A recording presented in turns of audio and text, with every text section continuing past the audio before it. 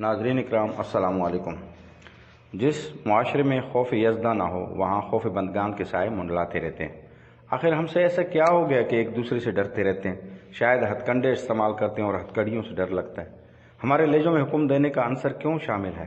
ممکن ہے ہم ایک طویل عرصے سے خود کو غالب اور دوسروں کو مغلوب کرنا چاہتے ہیں۔ یہی وجہ ہے کہ سیاست، جمہوریت، مذہب، اخلاقیات، علم الغرض ہر چیز کو حکم سے منوانے کا شوق ہے، دلیل سے نہیں۔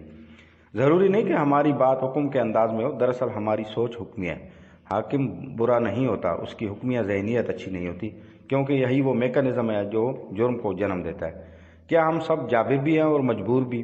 کہیں کوئی واقعہ رونما ہوتا ہے تو ہم سب اپنی ساری توجہ اس پر مرکوز کر دیتے ہیں۔ اس کے نتیجے میں کسی فرد کے ناگزیر ہونے کا عقیدہ جنم لیتا ہے اور اسی سے ہیرو ورشپ پیدا ہوتی ہے جو دل کو، دماغ کو صنم کدہ بنا دیتا ہے۔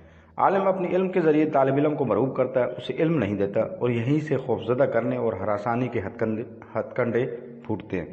اہل دانش غور و فکر کرنے کی طرف راغب نہیں کرتے، بلکہ یہ باور کراتے ہیں کہ عوام کتنے احمق ہیں۔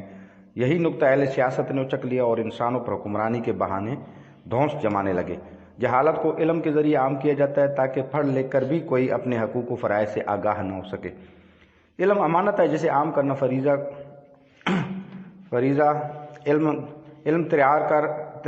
علم تلوار کا دشمن ہے اور وار کا مخالف۔ امانت دینے والا اگر حکم دے تو تلوار قلم اور تاریخ رقم کرتی ہے، مگر اپنے حکم سے تلوار اٹھانا بے علم ہونے کا بڑا ثبوت ہے۔ آج وہی حکمران، وہی نظام، وہی رہنما اور وہی ادوار زندہ ہیں جن کے ذریعے امانت حقدار تک پہنچائی گئی اور جن میں رعونت کا شائبہ تک نہ تھا۔ مسلط ہونے کا شوق ہی ڈبوتا ہے، عجز و انکساری سے بھلائی پھیلانے کا ذوق امر کر دیتا ہے۔ پاکستان آج جن اندرونی و بیرونی مشکلات کا شکار ہے، اس سے نکلنے کی ایک ہی تدبیر ہے کہ ہم اپنے آپ پر بھروسہ رکھیں۔ اچھے مستقبل کی امید میں ماضی کی تلخیوں کو ذہن پر سوار کرنے کی بجائے صرف اس حد تک ہی فکر مند ہوں جو آپ کی حدود ہے، اور جو اچھا ہے اسے اچھا کہیں، جو برا ہے اس کو گالی مت دیں بلکہ اس کی معاشرتی ناکہ بندی کریں۔ کہنے کا مطلب صرف یہ ہے کہ ایسے شخص کو صاحب اختیار نہ بننے دیں۔ ووٹ ہی عوام کی طاقت ہے اور اس طاقت کا صحیح استعمال کریں۔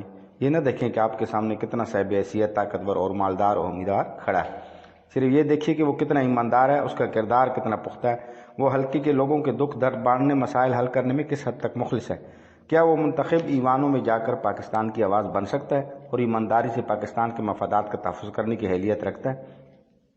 تعلیم یافتہ، فہم و فراست کا حامل اور مالی و اخلاقی کرپشن سے اپنا دامن بچانے میں کامیاب رہتا ہے۔ کیا آپ جاننا چاہتے ہیں کہ ہم دنیا بھر میں کیوں رسوا ہو رہے ہیں؟